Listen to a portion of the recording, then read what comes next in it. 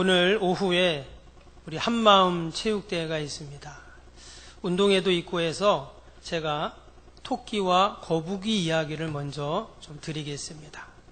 여러분, 토끼와 거북이 경주 얘기 다 아시죠? 예, 누가 이겼죠? 예, 거북이가 이겼습니다. 왜 이겼을까요? 예, 토끼가 잤죠. 예, 그래서 거북이가 이겼습니다. 여러분, 토끼가 열 받을까요? 안 받을까요? 예, 열 받죠. 예. 토끼가 치타한테 진 것도 아니고 타조한테 진 것도 아니고 천하에 느린 거북이한테 지금 졌잖아요.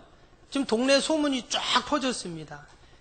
이제 토끼가 얼굴 들고 다닐 수가 없어요. 그래서 이 토끼가 안 되겠다 생각해가지고 이제 토끼와 거북이 경주 1탄이 끝났고요. 이제 2탄이 나왔습니다. 이 토끼가 거북이를 찾아갔습니다. 그리고는 하는 말이 뭐냐면 거북아 미안한데 다시 한번 경주하자, 그런 거예요. 착한 거북이가 그래 좋다 이렇게 했습니다. 그런데 이번에는 거북이가 뭐라고 했냐면 경주를 하긴 하는데 이번에는 산 위에서 산 아래로 내려오는 경주를 하자, 그런 거예요. 토끼가 생각할 때, 야, 이게 또 머리를 쓰네. 내가 앞다리가 짧은 줄 알고 잘 못할 것 같으니까 그래도 내가 니는 이긴다. 그러면서 좋다. 그리고는 다시 시합을 했습니다. 근데 이제 토끼가 시작 땡 하니까 후다닥 하고 내려갔어요. 그리고는 결승전까지 딱 가가지고 깃발을 딱 꼽으려고 하는 순간 벌써 거북이가 와가지고 꼽고 만세 부르는 거예요. 아, 이게 도대체 어떻게 된 일인가 딱 봤더니 글쎄 거북이가요, 그 산꼭대기에서 머리 집어넣고 손 집어넣고 발 집어넣고 떼굴떼굴 굴러서 내려온 거예요. 그러니까 토끼가 이길 수가 없죠. 그래서 이번에도 2탄에서도 거북이가 이겼습니다. 거북이가 다 내려와갖고 다시 머리 빼고 손 빼고 발 빼고 깃발 딱 꼽으면서 만세 부른 거예요. 이거 기가 막힐 노릇이죠. 그래서 이제 거북이가 2탄에서도 이겼습니다. 토끼가 집에 가서 곰곰이 생각을 해봤어요.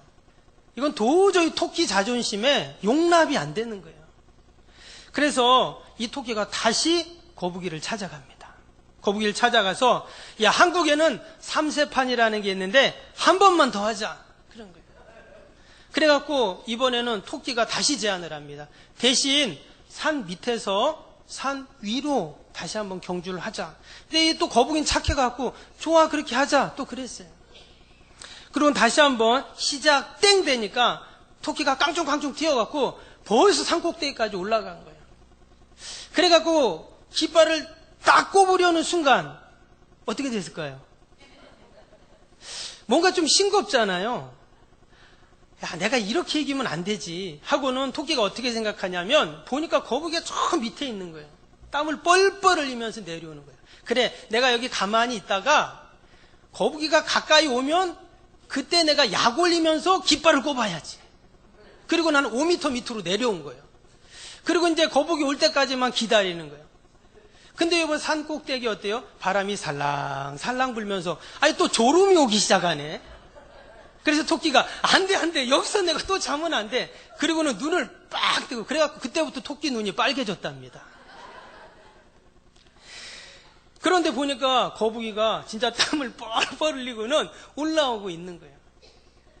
근데 토끼가 그 모습을 물끄러미 바라보고 있다가는 결국은 잠이 들어버렸습니다. 그래서 이제 거북이가 다 올라와 보니까 아니 토끼가 또 자고 있네.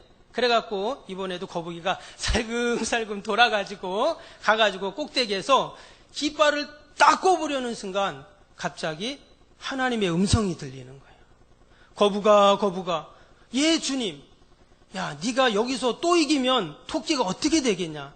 네 가슴에 손을 얹고 한번 생각을 해봐라. 토끼 성질에 네가 또 이번에 이기면 토끼 자살한다. 네가 좀 토끼를 생각해서 좀 봐줘야 되지 않겠냐? 이런 얘기를 하는 거예요.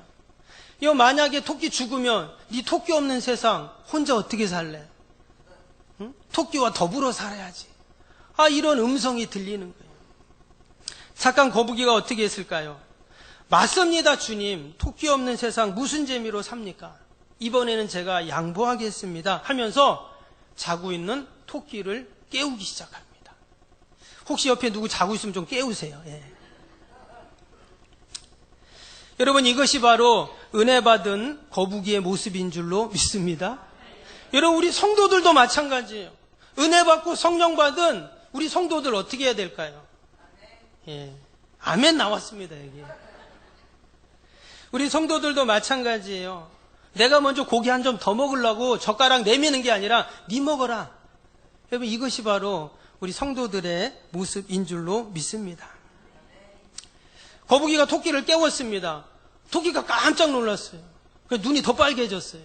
이게 어떻게 된 일인가? 내가 또 자버린 거죠. 근데 보니까 거북이가 자기를 깨우는 겁니다.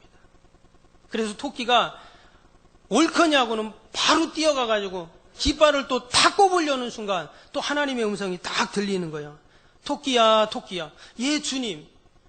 너 지금 뭐하니? 얘 지금 깃발 꼽으려고 합니다. 또 거북이가 지금 너 왜 깨운 줄 알아? 얘 잘 모르겠는데요. 가서 니 물어보고 와서 네가 꼽아도 거북이보다는 훨씬 빨리 꼽아. 이러시는 거예요. 그래서 토끼가 거북이한테 가서 물어봅니다. 야, 니 나 왜 깨웠냐? 그랬더니 거북이가 하는 말이, 애당초 이 경기는 네가 다 이기는 경기였어. 첫 번째도 네가 졸아서 내가 이겼고, 두 번째는 내가 떼굴떼굴 굴러와서 내가 이겼고, 세 번째도 네가 또 졸았고, 결국은 다 네가 이긴 거야. 그러니까 네가 가서 깃발 꼽아. 거북이한테 성령이 임한 거예요. 이 이야기를 듣던 토끼 어떻게 됐을까요? 회개의 영이 임합니다. 그래가지고, 야, 내가 이렇게 착한 거북이를 그동안 놀려먹고 괄시하고 무시했던 거 하나님 잘못했습니다. 그 토끼가 회개를 하기 시작합니다. 그런 토끼가 거북이한테 그래. 네가 이번에도 이겼다. 네가 가서 깃발 꽂아라. 그랬더니 또 거북이는 아니야. 원래 네가 이긴 거니까 네가 가서 깃발 꽂아. 그러니까 또 거북이가 아니야. 네가 가서 깃발 꼽아. 아니야. 네가 꼽아. 그러다가 어떻게 했을까요? 둘이 손잡고 그럼 우리 같이 꼽자. 그런 거예요. 근데 토끼는 얼마나 또 빠릅니까? 거북이는 천천히 갈 수밖에 없잖아요. 그래서 그 모습을 보고는 토끼가 그럽니다. 내가 이렇게 빨리 올 수 있지만 거북이보다 이렇게 빠른데도 내가 그동안 감사하지 못하고 불평한 것에 대해서 하나님께 회개를 하면서 거북이처럼 천천히 거북이하고 함께 올라가게 됩니다. 거북이도 마찬가지예요. 나를 이렇게 기다려주는 토끼. 내가 그 토끼 이겼다고 그렇게 놀리고 욕심부렸던 것을 거북이도 회개합니다. 그리고는 토끼와 거북이가 함께 손을 잡고 결승점에 가서 같이 사이좋게 깃발을 꽂으면서 부둥켜 안고 눈물을 흘리면서 함께 즐거워했다는 그러한 전설이 있습니다. 재밌죠? 누가 지어낸 얘기인지 몰라도 참 재미있는 그러한 이야기입니다. 근데 여러분, 이 토끼와 거북이 이야기 가운데 우리에게 주는 아주 귀한 교훈이 있습니다. 선하고 아름다운 연합이 얼마나 좋은가 하는 것을 우리에게 보여주는 것이죠. 그동안 토끼도 거북이도 서로 이기려고 아둥바둥했어요. 여러분, 우리도 가정에서 보면 부부가 남편은 아내에게, 아내는 남편에게 얼마나 서로 이기려고 합니까? 회사에서도 보면 직장 동료보다 내가 더 잘해서 좀 더 승진하고 좀 더 좋은 성과를 얻으려고 얼마나 우리가 아둥바둥합니까? 교회에서도 그렇더라고요. 그러나 여러분, 우리가 서로 아름다운 연합과 하나됨을 통해서 우리가 오직 하나님께 영광 돌려야 할 줄로 믿습니다. 오늘 오후에 체육대회가 있습니다. 여러분 너무 다칩니다. 특히 우리 어르신들. 서로 양보하고 이해하고 서로 하나 될 때 여러분 그 모습이 가장 아름다운 모습인 줄로 믿습니다. 그래서 어떤 분이요, 혹이라도 싸울까봐 선물을 다 준비했어요. 할렐루야. 그래도 꼴찌에도 다 선물 드립니다. 예. 여러분 오늘 1절 말씀을 다시 한번 볼까요? 오늘 시편 133편 1절 말씀 다시 한번 좀 보겠습니다. 보라, 형제가 연합하여 동거함이 어찌 그리 선하고 아름다운고 했습니다. 여기 보니까 믿는 형제들, 또 가족들, 이웃들, 친구들 다 마찬가지입니다. 서로 연합하고 하나 된 것이 어찌 그리 선하고 아름다운고 했어요. 여기서 어찌 그리라는 이 감탄사는요, 창세기에 보면 하나님께서 온 세상을 창조하시고 마지막에 뭐라고 하셨냐면 보시기에 심히 좋았더라 그러셨잖아요. 그때 심히라는 감탄사를 쓰셨어요. 근데 여기서 어찌 그리가 심히와 같은 단어입니다. 같은 말이에요. 하나님이 온 세상을 만드시고 감탄하시면서 좋았다 하셨던 그 모습이 바로 형제가 서로 연합하고 하나 되는 모습을 보시면서 그런 똑같은 감탄을 하셨다라는 것입니다. 즉 하나님께서는 우리가 하나 되고 연합하는 것을 너무나 기뻐하십니다.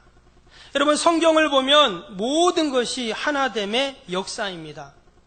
하나님도 한 분이시죠? 원래는 성부 하나님, 성자 하나님, 성령 하나님 세 분이신데 우리는 삼위일체 하나님을 믿습니다. 그 세 분의 격이신 하나님께서 한 분이라는 거예요. 그게 삼위일체 하나님이십니다. 이것이 조금 어려운 말이기도 하고 이성적으로는 참 이해가 안 됩니다. 그런데 이것은 기독교 역사와 전통 가운데 오랫동안 정통과 이단을 구분하는 기준이 되었어요. 그래서 지금도 이단들은 삼위일체 하나님을 인정하지 않습니다. 심지어 어떤 이단은 내가 하나님이다 이런 사람도 있어요. 여러분 우리나라에 하나님이라고 하는 사람이 한 50명 있습니다. 우리나라는 하나님이 많아요. 다 그 이단이고 잘못된 사람들이에요. 하나님께서는 성부 하나님, 성자 하나님, 성령 하나님 삼위일체의 하나님이십니다. 왜 하나님께서 삼위일체 하나님이실까요? 우리에게 연합과 하나됨을 보여주시고 가르쳐 주시기 위해서 하나님이 친히 연합을 하신 거예요. 여러분 그래서 우리가 이 땅에 살아가면서 우리는 늘 하나됨과 연합을 위해서 수고하고 내가 낮아지고 또 섬기고 또 하나보자 헌신하고 사랑해야 할 줄로 믿습니다. 이스라엘 민족은 12지파의 연합입니다. 고린도 전후서도 보면 초대교회의 가장 큰 어려움이 무엇이었는가? 연합의 문제였어요. 나는 바울파다, 나는 베드로파다, 나는 아볼로파다, 나는 그리스도파다. 2000년 전 교회에도 그런 교회의 갈등과 아픔들이 있었다는 거예요. 그러나 복음서를 보면 또 바울의 서신서를 보면 어떻습니까? 늘 하나됨을 강조하고 하나됨의 역사들을 이야기하고 있습니다. 요한복음 10장 30절에 보면 나와 아버지는 하나다 이렇게 말씀하셨어요. 한번 말씀 띄워주세요. 요한복음 14장 9절 10절에는요. 빌립이 예수님께 나에게 좀 하나님을 보여주세요 그랬더니 예수님이 뭐라고 하냐면 나를 본 자가 아버지를 봤다. 나와 아버지는 하나다 이렇게 말씀을 하셨습니다. 에베소서 4장 3절 6절에 보면 성령이 하나 되게 하신 것을 심써 지켜라 말씀하셨어요. 몸도 하나 성령도 하나 모든 것이 하나이다. 주도 믿음도 세례도 하나님도 다 하나다 이렇게 말을 했어요. 연합이고 하나다 이런 말씀이에요. 하나님은 결코 분리되고 파멸하고 분열되는 것을 원치 않으신다는 거예요. 그래서 하나님은 늘 우리가 하나 되는 것이 여러분 하나님의 뜻인 줄로 믿습니다. 만약에 하나님이 하나 되게 하신 것을 파기하는 자가 있으면 어떻게 될까요? 하나님이 기뻐하지 않으세요. 그런데 늘 하나됨과 연합과 공동체를 파기하는 주범이 있습니다. 바로 어둠의 영이에요. 그 어둠의 영이 어떻게 분열하고 파멸시킬까요? 우리에게 비교의식을 줍니다.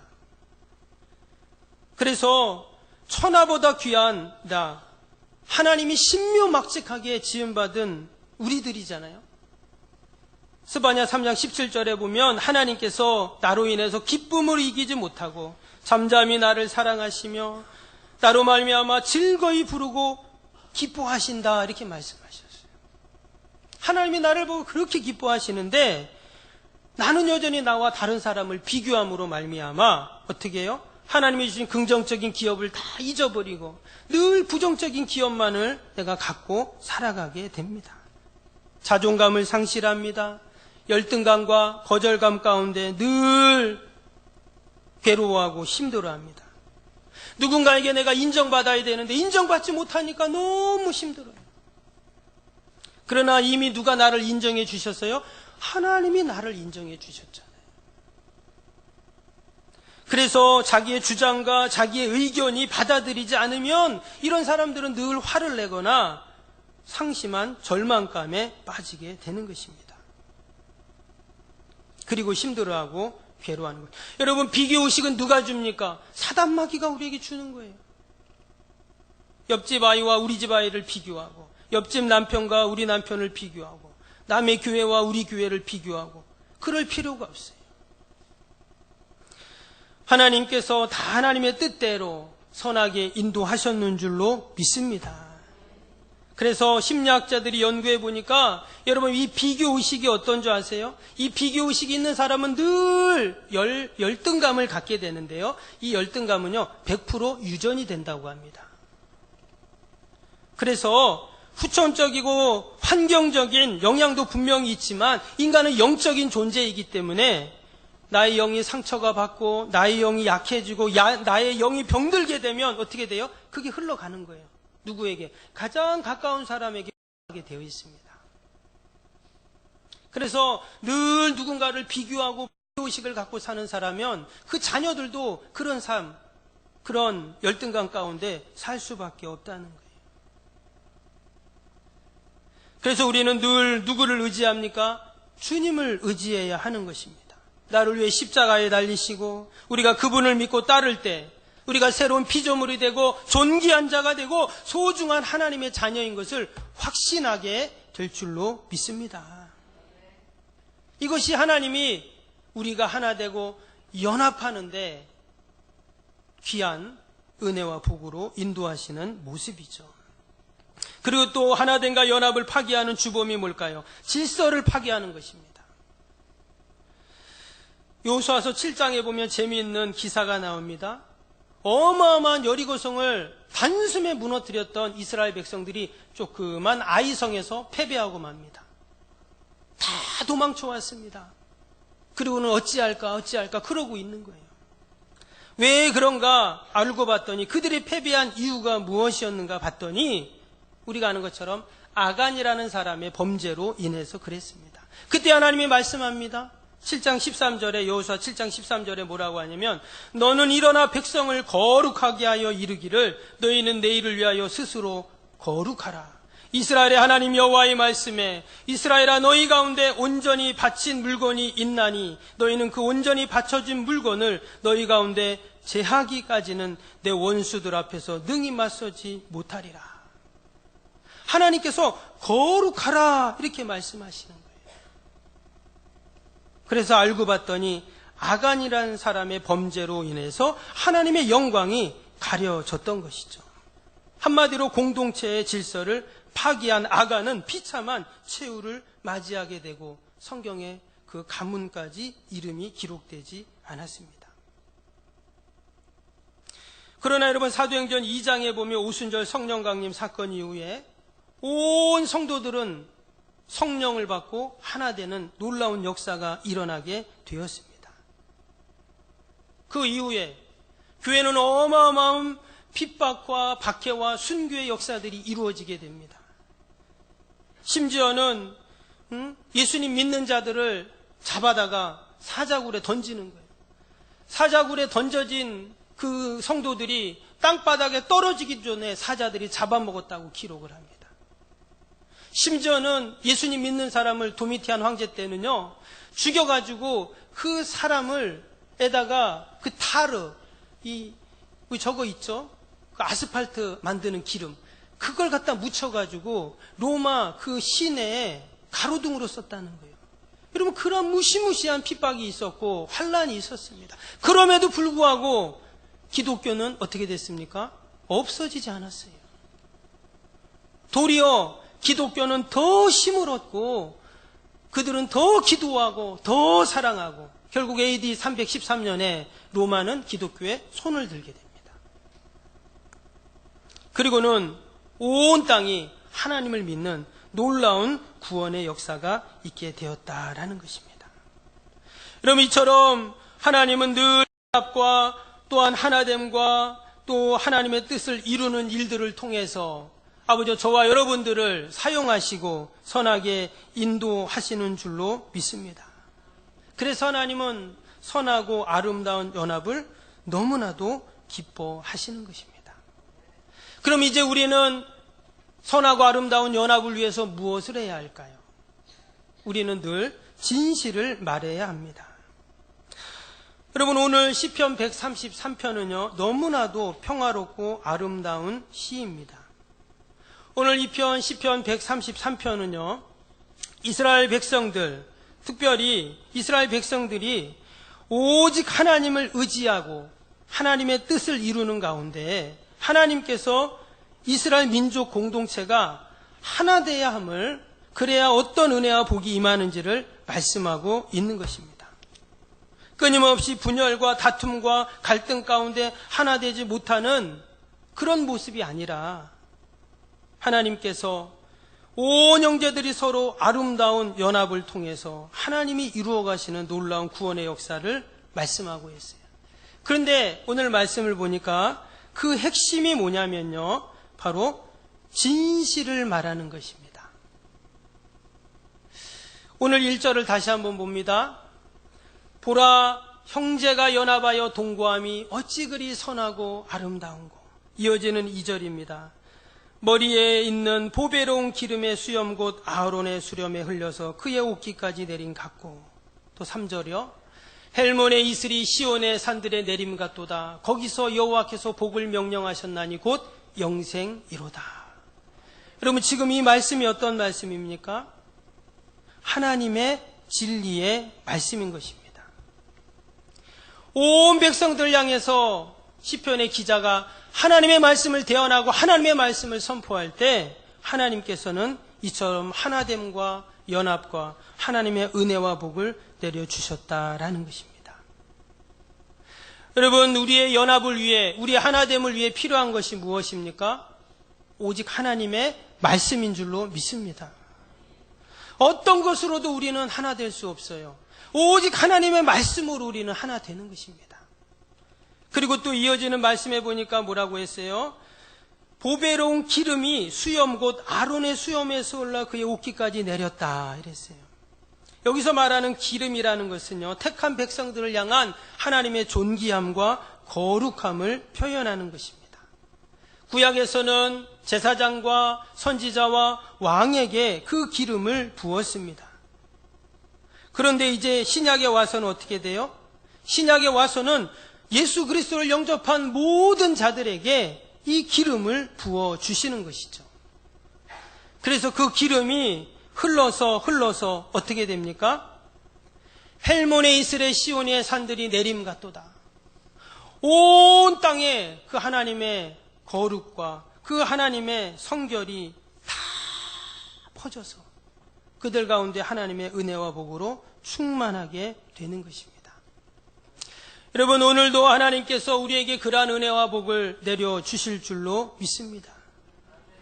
우리는 하나님의 은혜가 아니고 성령님의 기름 부으심이 아니면 우리는 한시도 살 수 없는 자들이죠. 그래서 늘 하는 자들이 바로 우리 성도들의 삶인 줄로 믿습니다. 오늘 마지막 3절에 보니까 헬몬의 이슬이 시온의 산들에 내림 같도다 했어요. 여기서 말하는 이 헬몬이라는 것은 이스라엘에서 가장 높은 산을 말합니다. 그런데 그곳에서 마치 이슬이 온 산에, 이스라엘 온 땅에 흘러내리는 것처럼, 마치 기름이 온 땅에 흘러내리는 것처럼, 하나님의 은혜가 온 땅에 흘러내리는 것처럼 그렇게 하나님이 은혜와 복을 베풀어 주신다 하는 그러한 말씀입니다. 하나님은 오늘도 저와 여러분들에게 은혜의 단비를 내려주시고 성령의 기름 부음을 베풀어 주시고 늘 하나님의 은혜 가운데 사는 복을 허락하시는 줄로 믿습니다. 그러기 위해서 우리에게 꼭 필요한 것이 뭡니까? 연합과 하나됨의 은혜인 것입니다. 우리의 공동체가 하나 되고 우리의 가정이 하나 되고 우리의 일터가 하나 되고 우리가 하나 될 때 하나님께서는 이러한 은혜들을 늘 베풀어 주십니다. 할 수만 있다면 우리가 하나 되고 온전히 하나님의 뜻을 이루어가는 오늘도 저와 여러분이 되시기를 주님의 이름으로 축원합니다. 기도하겠습니다.